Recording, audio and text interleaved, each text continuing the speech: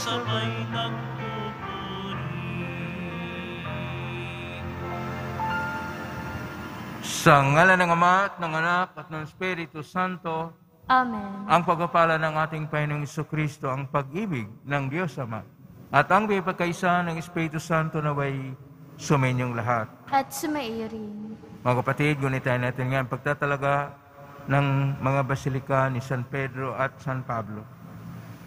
Ating isama sa misang ito ang inyong mga intensyon, kayong narito sa loob at sa labas ng dambana ng itim na Nazareno. Kayong mga nakiugnay sa pamagitan ng live streaming through Facebook Live, YouTube, Twitter, at iba pang social media dito sa ating bansa at sa iba't ibang dako ng mundo at mga na-cross-posting na chapels, groups at communities. Mga kapatid, sa aklat ng Makabiyo, si Matatias at ang kanyang pamilya ay namundok upang ipaglaban nila ang kanilang karapatan na magkaroon sila ng katapatan sa kanilang buhay pananampalataya ayon sa pagtuturo ni Moises. At hindi sumusunod ang mga tao.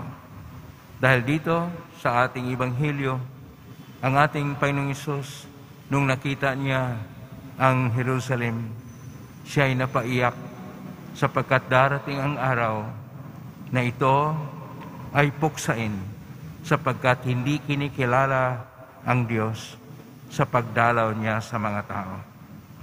Kung minsan sa buhay natin, hindi natin pinahalagahan ng Diyos ang ating mga sinusuporta, ang ating mga ipinagmalaki ay ang mga tao at hindi ang Diyos.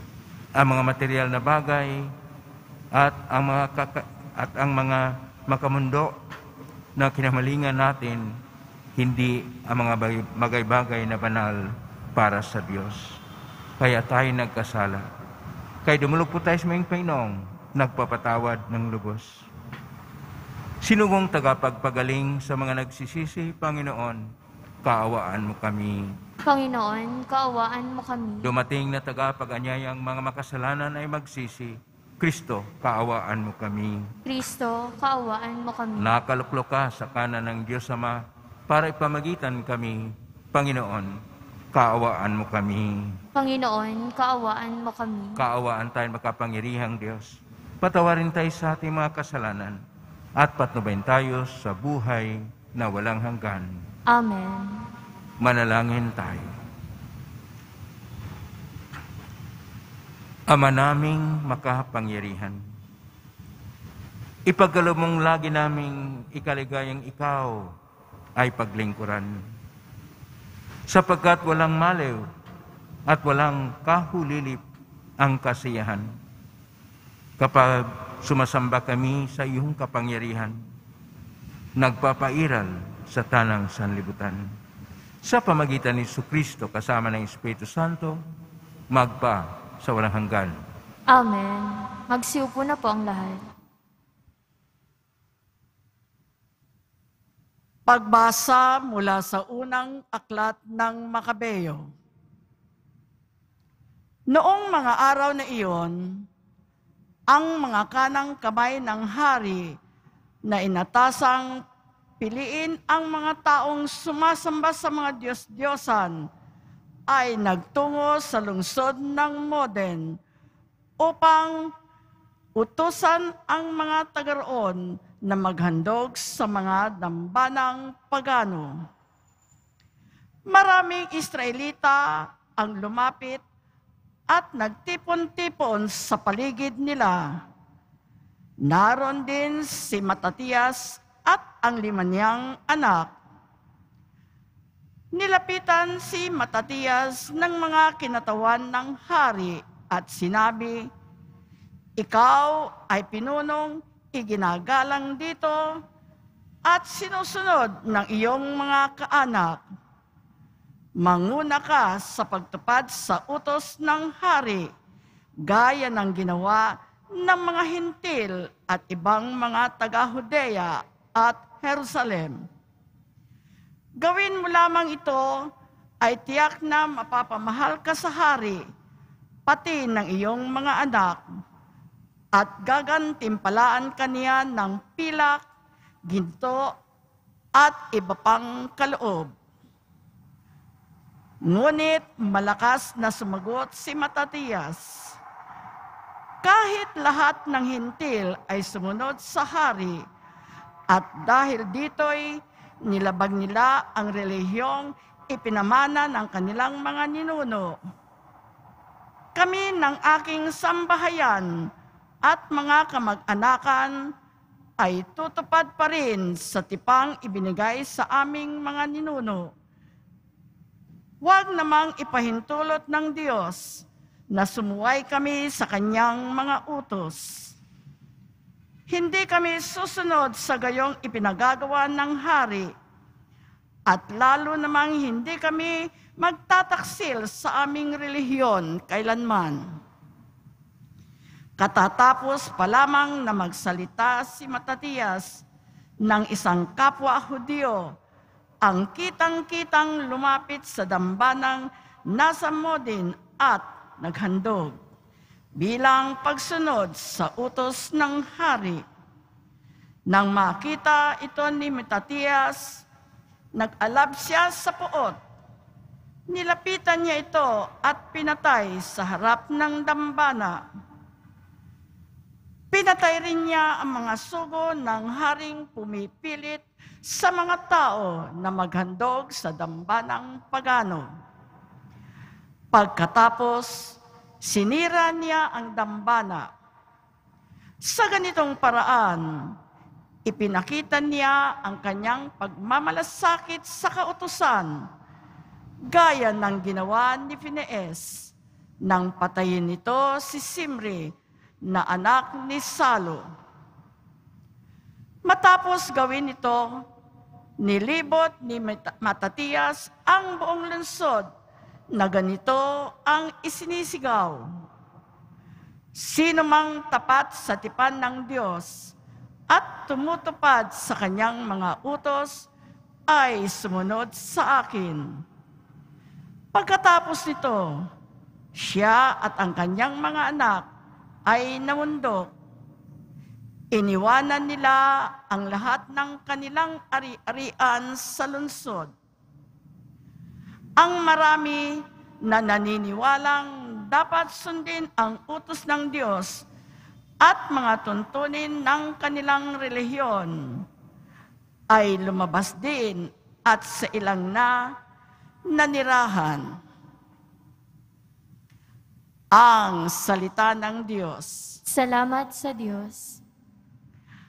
Ang masunurin sa Diyos ay sasagipin niyang lubos. Ang masunurin sa Diyos ay sasagipin niyang lubos. Ang dakilang Panginoon, ang Diyos na nagsasaysay. Ang lahat ay tinatawag sa silangan at kanluran. Magmula sa dagong Siyon, ang lungsod ng kagandahan. Makikita siya roong nagniningning kung pagmasdan. Ang masunurin sa Diyos ay sasagipin niyang lubos. Ang lahat ng matatapat na lingkod ko ay tipunin. Silang tapat sa tipan ko't naghahandog niya ring hain. Ang buong kalangitay naghahayag na ang Diyos, isang hukom na matuwid, kung humatol ay maayos. Ang masunurin sa Diyos ay sasagipin niyang lubos. Ang ihandog ninyo sa Diyos ay ang inyong pasalamat. Ang pangakong handog ay tuparin ninyong lahat. Kung kayo ay may bagabag, ako lagi ang tawagin. Kayo'y aking ililigtas, ako'y inyong pupurihin. Ang masunurin sa Diyos ay sasagipin niyang lubos. Magsitayo po ang lahat.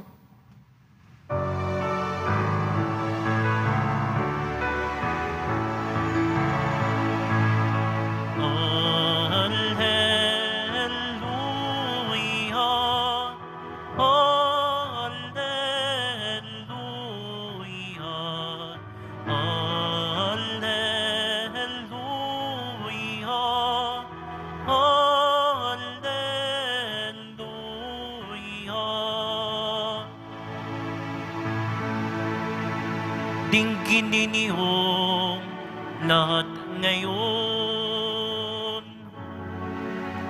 ang tinig ng Panginoon sa loob na mahinahon. Alleluia, alleluia, alleluia.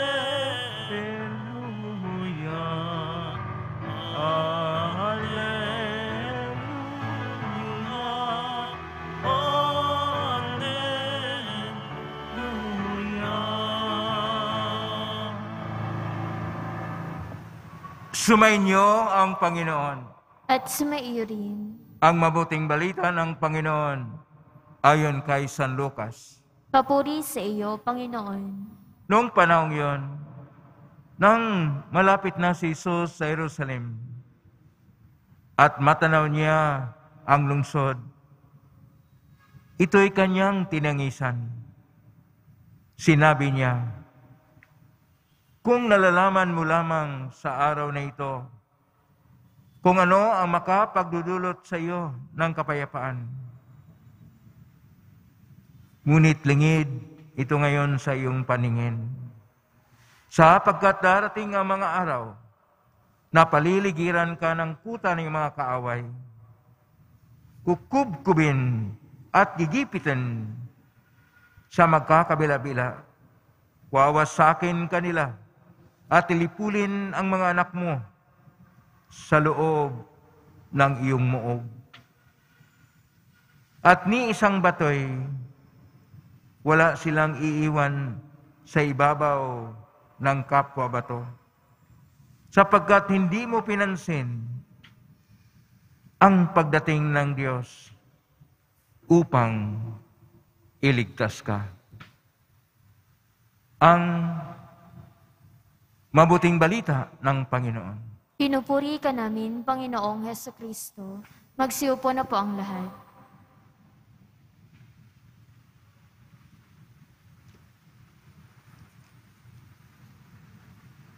Naranasan niyo ba ang pagkakataon sa inyong buhay na kayo ay nagkaroon ng eksperyensya na napakalalim? At dahil dito, lagi ninyong naalaala at hindi nakakalimutan. Ito yung mga panahon na tinatawag nating pagdalaw o pagdating ng Diyos o may kapal sa inyong buhay. Ang Diyos ay dumadalaw. Ang Diyos ay dumadating sa iba't ibang paraan. Ngunit kuminsan hindi siya pinapansin. Pinahalagahan kasi ang mga bagay-bagay na makamundo.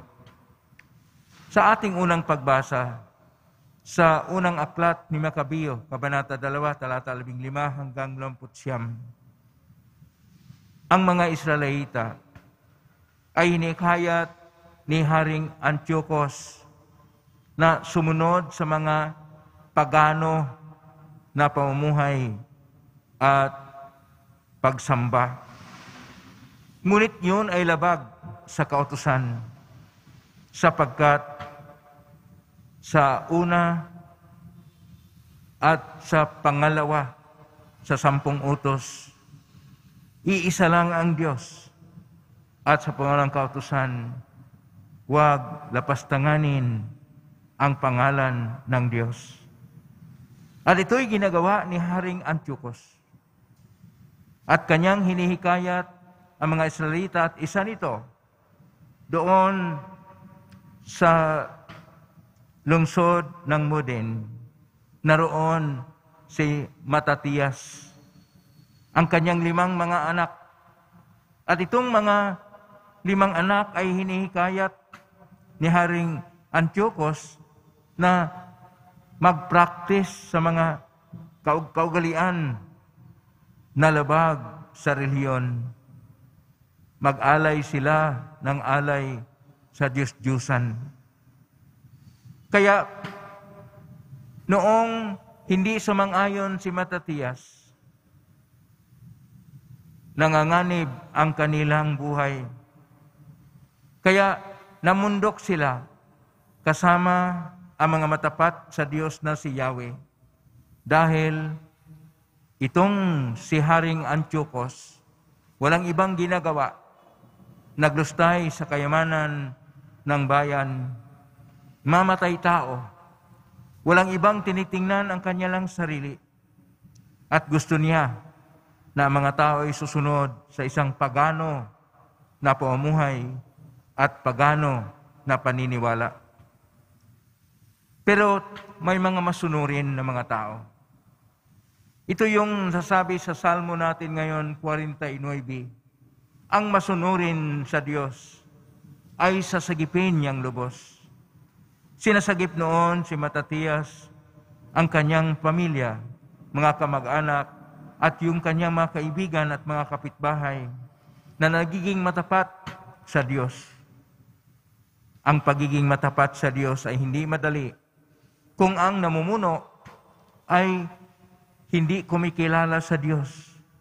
Kung ang mga nakaupo sa kapangyarihan ay ang kinikilala ang kapangyarihan nila, ang kayamanan nila, at ang katanyagan nila, hindi ang Diyos. At dahil dito, lapastanganin ang pangalan ng Diyos. Lustayin ang kayamanan ng taong bayan. Walang pakialam ano ang mangyari sa mga tao. Walang tinuturing na kabutihan ang dinudulot. Ang ginagawa lang ay para sa kasamaan. Kaya sa ating ebanghelyo ngayon ni San Lucas, Kabanata 11, talata 41 hanggang 44. Sinasabi, nung ating Panginoon ay palapit na sa Jerusalem, doon siya sa tinatawag na lugar na Dominus Plebit. Hanggang ngayon, kung kayo pupunta doon sa Jerusalem, napakaganda po yung chapel doon sa Dominus Plebit na lugar ng patanaw sa lungsod o sa siyudad ng Jerusalem. Doon tumangis ang Panginoong Hesus. Tumangis siya sapagkat binaliwala ng mga Israelita, binaliwala ng mga Hudyo, binaliwala ng mga tao ang pagdating ng Panginoong Hesus sa kanilang buhay. Nakaraming mga pangyayari sa buhay nila na kung saan ang ating Panginoon ay naroon. Nung nagugutom sila, pinakain ng Panginoong Hesus. Nung sila'y nagkasakit, pinagaling. Nung sila'y litong-lito, tinuturuan ng mabuting balita. Nung sila'y nanghihina, pinalakas sila ng Panginoon. Sa kabila ng lahat ng ginagawa ng Panginoong Hesus, hindi siya tinatanggap. Sa kabila ng pag-alay ng buhay ng Panginoong Hesus Nazareno at pagpakasakit para sa mga tao, hindi siya kinikilala. Hindi siya minamahal. Bagkus, nilalait pa. At ang pangalan ng Diyos ay nilapastangan pa. Kaya, umiyak, tumangis ang Panginoon Hesus at sinasabi niya, kung nalalaman mo lamang sa araw na ito kung ano ang makapagdulot sa iyo ng kapayapaan.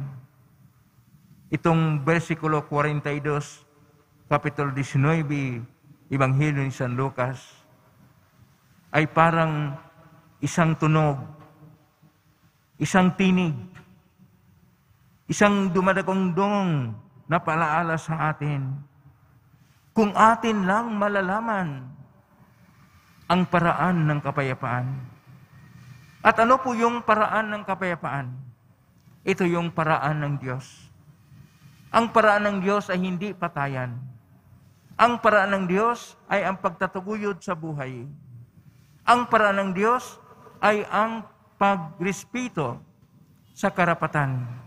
Ang paraan ng Diyos ay ang pagsabuhay ng buhay na matuwid. Ang paraan ng Diyos ay tunay na kapayapaang nababatay sa katarungan. Kaya itong ginagawa ng mga Hudyo sa panahon ng ating Panginoon ay nagpaalaala na mayroon pa ring mga sandali, mayroon pa ring mga panahon sa buhay ng tao na hindi kinikilala ang Diyos. Mas binibigyan pang diin, mas pinahalagahan pa ang mga kapangyarihan sa lupa na ito naman ay hindi sila makapagligtas.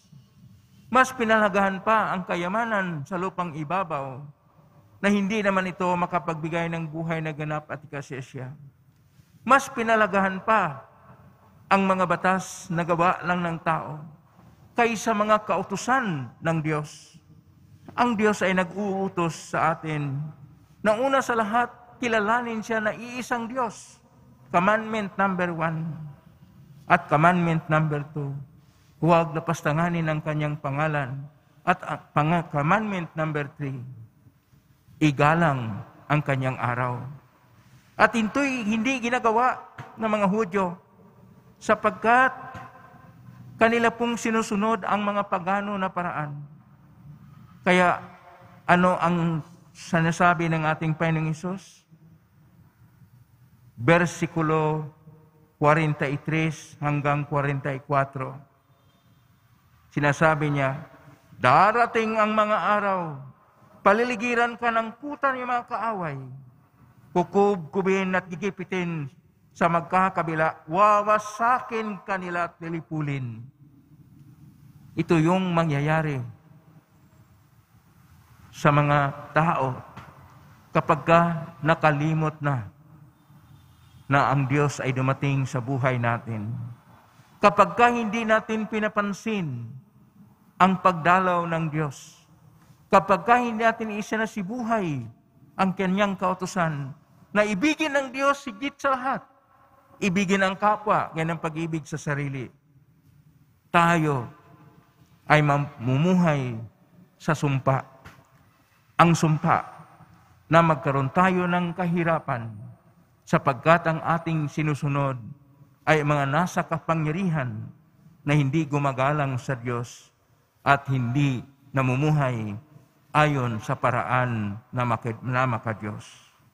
Mga kapatid ko, panahon na ating tingnan ng tunay ang mga paraan na maka-Diyos, na ating tingnan sa Ebanghelyo, sa Biblia, sa banal na salita, ano ang tinuturo ng ating Poong Hesus Nazareno at atin itong isabuhay. Sapagkat kung makalimutan na natin ang Diyos, wala tayong kaligtasan.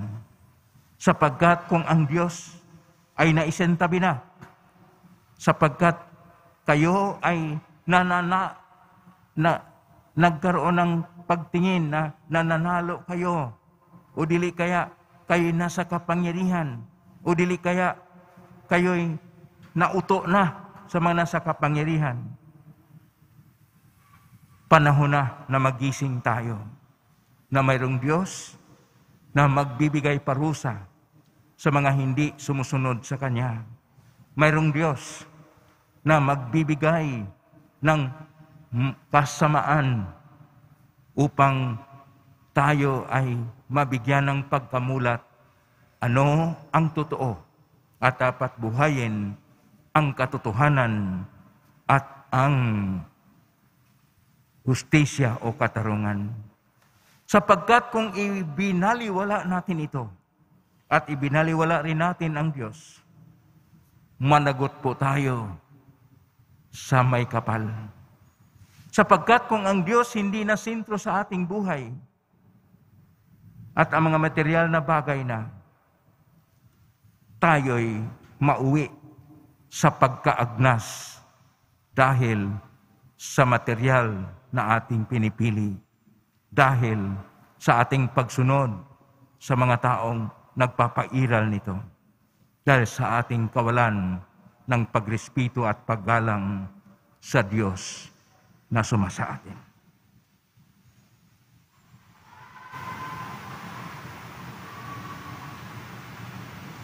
Magsitayo po ang lahat. Minamahal ko mga kapatid, ipanalangin natin ang ating mga pangailangan bilang bahagi ng ating paglalakbay ng panampalataya bilang pagsunod kay Kristo patungo sa walang hanggang Jerusalem, ang ipinangakong mamanahin natin at atin pong itutugon. Panginoon, madama nawa namin ang iyong presensya. Panginoon, madama nawa namin ang iyong presensya. Ang simbahan naway maging buhay na sagisag at instrumento ng pagkakaisa at kapayapaan. Manalangin tayo. Panginoon, madama nawa namin ang iyong presensya. Bilang komunidad ng mga sumasampalataya, naway hindi tayo magkahati-hati dahil lamang sa mga walang kwentang galit at hindi pinag-isipang panghusga. Manalangin tayo. Panginoon, madama nawa namin ang iyong presensya. At tinawang maiwasan ang gumawa ng mga dahilang umiwas sa ating pagtugon sa mga hamon ng pananampalataya. Manalangin tayo. Panginoon, madama nawa namin ang iyong presensya. Ang mga kasawian sa buhay o pagkakasakit naway hindi makasagabal sa ating pagnanais na sundan si Kristo maging sa pagpapakasakit. Manalangin tayo. Panginoon, madama nawa namin ang iyong presensya. Sa mga tapat na yumao, naway maibigay ang walang hanggang kaligtasan. Manalangin tayo. Panginoon, madama nawa namin ang iyong presensya. Sa tahimik, idulog natin sa Panginoon ang ating mga sariling kahilingan. Huwag po nating kaligtaan ang pag-alaala ng mga yumao nating mga kamag-anak, kaibigan, kakilala, at yung mga hindi natin naalaala.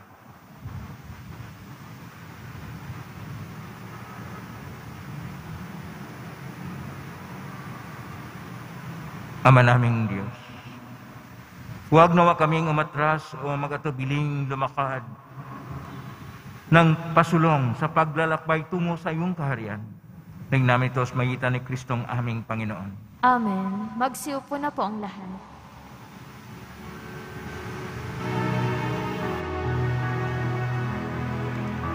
Ang himig mo, ang amit ko, lahat ng ngito'y nagmula sa iyo. Maging ihahandog sa'yo, buong puso kong inaalay sa'yo. O Diyos, o Panginoon, lahat ay biyayang aming inampun, aming buhay at kakayahan. Ito'y para lamang sa iyong kalwalhatian.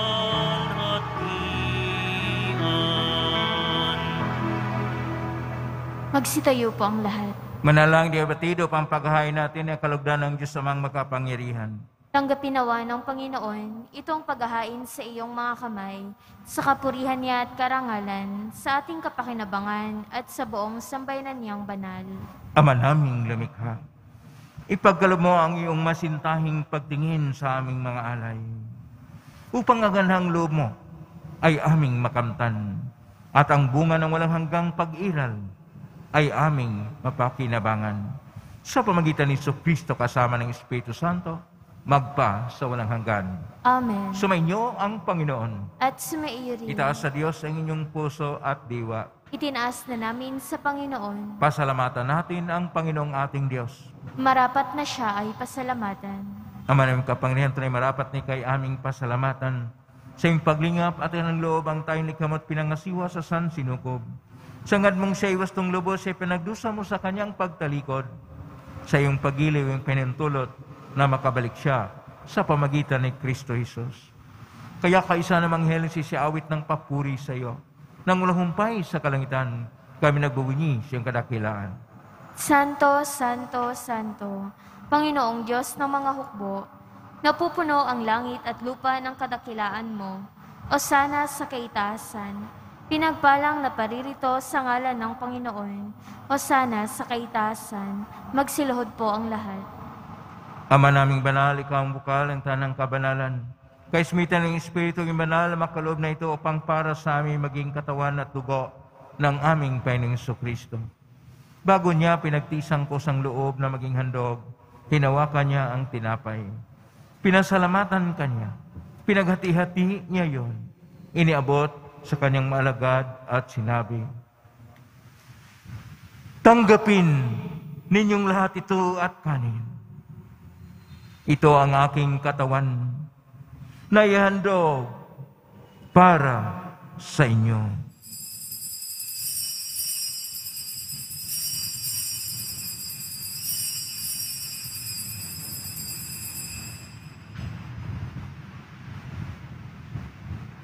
Gaya naman nung matapos ang hapunan, hinawakan niya ang kalis. Muli kanyang pinasalamatan. Inabot niya ang kalis kanyang malagad at sinabi, "Tanggapin ninyong lahat ito at inumin. Ito ang kalis ng aking dugo ng bago at walang gantipan. Ang aking dugo na ibubuhos para sa inyo at para sa lahat, sa ikapagpapatawad ng mga kasalanan. Gawin niyo ito sa pag-alala sa akin."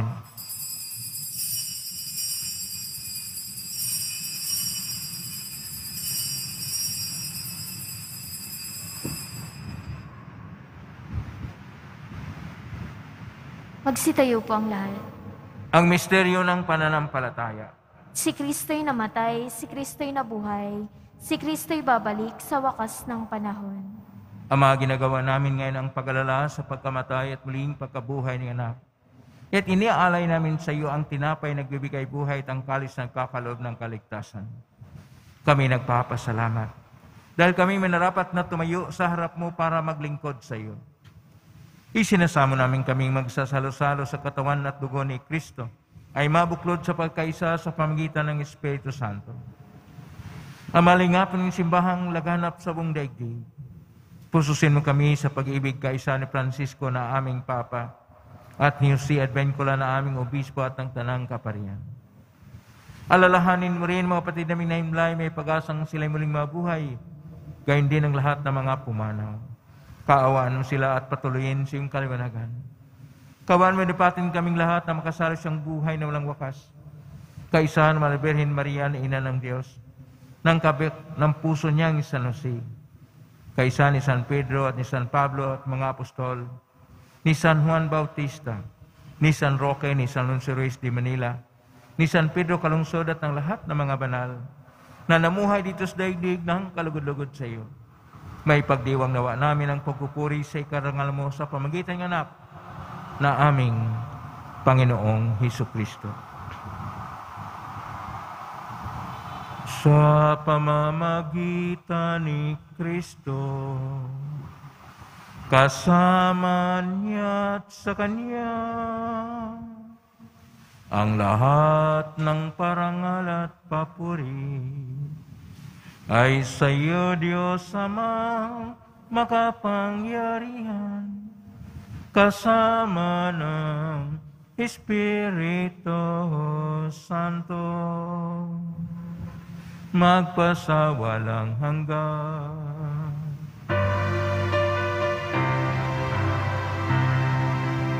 Amen, amen, amen,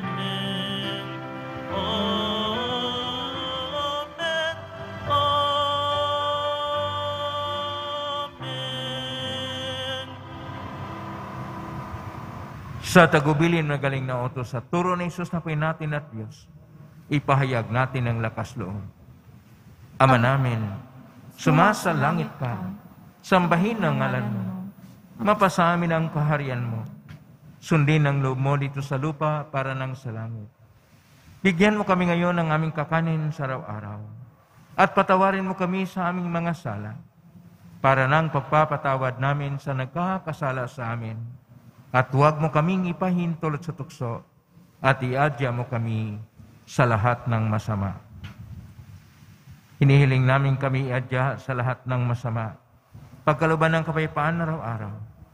Iligtas sa kasalanan at talisalat ng kapahamakan. Samantalang aming pinanabikan ang dakilang araw ng pagpapahayag ng tagapagligtas naming si Jesucristo. Sapagkat iyo ang kaharian at ang kapangyarihan at ang kapurihan magpakailanman. Amen. Panginoong Jesucristo, sinabi mo si mga apostol, kapayapaan ang iniiwan ko sa inyo. Ang aking kapayapaan ay binibigay ko sa inyo. Tunghayin mo ang aming panampalataya at huwag ang pagkakasala. Pagkalooban mo kami ng kapayapaan at pagkakaisa ayon siyang kalooban, kasama ng Espiritu Santo, magpa sa walang hanggan. Amen. Ang kapayapaan ng Panginoon ay laging sumainyo. At sumaiyo rin. Magbayan ka ng kapayapaan sa isa't isa. Paan sa inyo lahat. Kordero ng Diyos na nag-aalis ng mga kasalanan ng sanlibutan, maawa ka sa amin. Kordero ng Diyos na nag-aalis ng mga kasalanan ng sanlibutan, maawa ka sa amin. Kordero ng Diyos na nag-aalis ng mga kasalanan ng sanlibutan, ipagkaloob mo sa amin ang kapayapaan. Magsiluhod po ang lahat. Ito ang kordero ng Diyos. Ito ang nag-aalis na makasalanan ng sanlibutan. Mapalad ang mga inaanyayahan sa piging ng kordero. Panginoon, hindi ako karapat-dapat na magpatuloy sa iyo, ngunit sa isang salita mo lamang ay gagaling na ako. Katawan ni Kristo. Amen.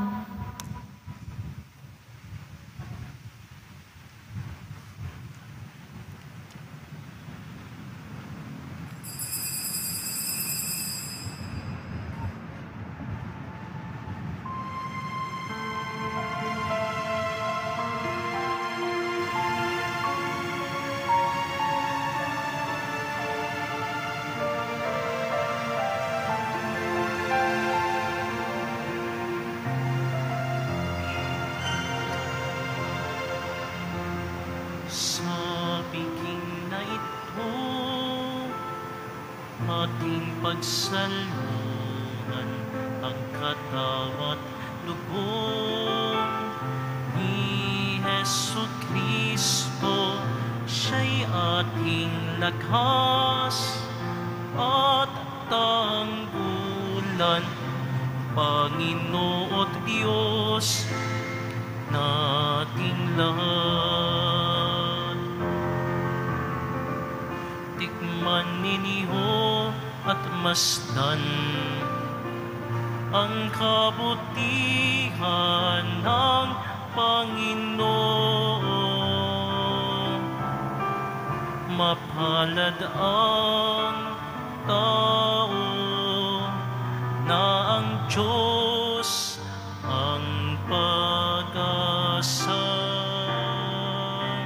Sa piging na ito, ating pagsaluhan ang katawat lubong ni Jesucristo. Siya'y ating lakas at tanggulan, Panginoon Diyos nating lahat. Inuming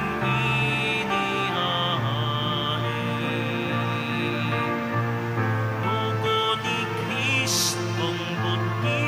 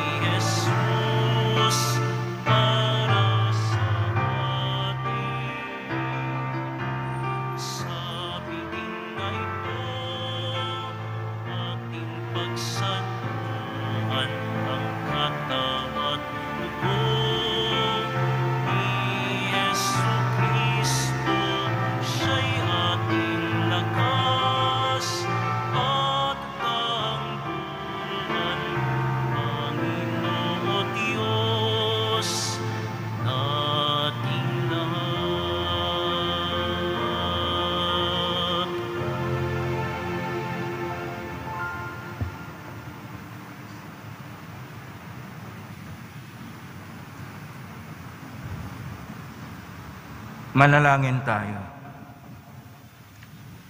Ama naming mapagmahal, sa pinagsaluhan naming banal na pakikinabang, ang amin ang pag-ibig ay lalong madagdagan nang ginawa naming sa pag-alaala sa anak mong mahal na nag-utos ipagdiwang ang huling hapunan sa pamagitan ni Jesucristo kasama ng Espiritu Santo magpa sa walang hanggan. Amen. Salang ating mga minamahal na yumao at ang lahat ng mga kaluluwa sa purgatorio. Panginoon naming Diyos, Ama namin, Ikaw po ang dahilan ng aming pagsilang. Sa iyo galing ang aming hiram na buhay. Kung ka ba ang loob mo kaming nananalangin at kami na makaawang kalugan mo po ng mga kaluluwa ng mga pumanaw na sa mundong ito. Sila naway magkamit ng buhay siyang piling. Alisin mo namang mga karamihan ng kasalanan upang sila ay maging marapat siyang walang hanggang kalinisan. Iahon mo sila mula sa purgatorio at bigyan ng puwang sa iyong kaharian sa langit. Kapayapaan kailanman ay gawad ng may kapal sa mga yumaong nagsipanaw. Sila naway silayan ng iyong ilaw na walang hanggan. Amen. Mapanatag na sila sa kapayapaan. Amen.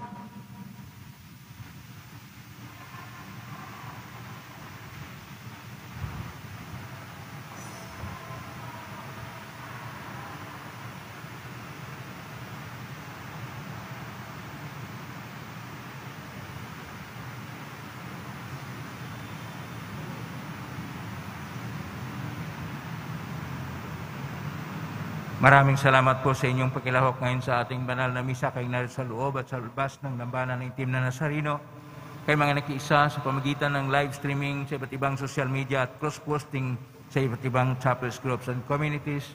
Naway ang inyong mga panalangin ay pakinggan ng Pong Isus Nazareno.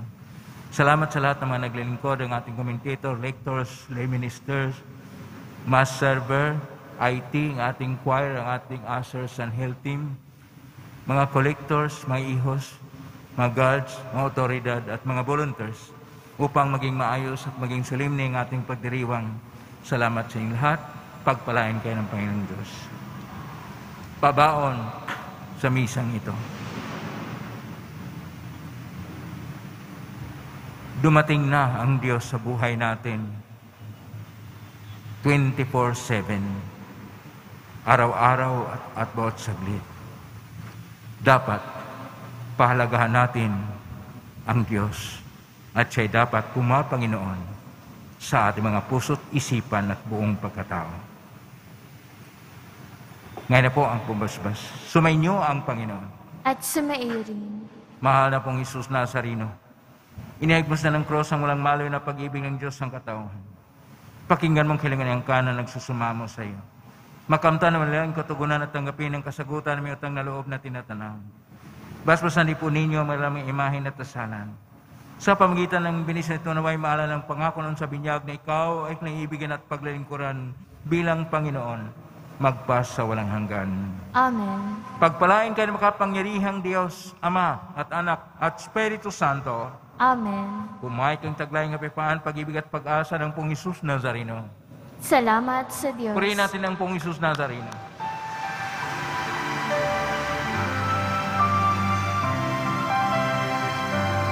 Nuestro Padre Jesus Nazareno, sinasamba ka namin, pinipinto ka namin, aral mo ang aming buhay at kaligtasan. Nuestro Padre Jesus Nazareno, iligtas mo kami sa kasalanan. Ang krus mong pinamatayan ay sagisag ng aming kaligtasan. Nuestro Padre Jesus Nazareno, dinarangal ka namin. Nuestro Nuestro Padre Jesus Nazareno, ninulwalhati ka namin. Nuestro Padre Jesus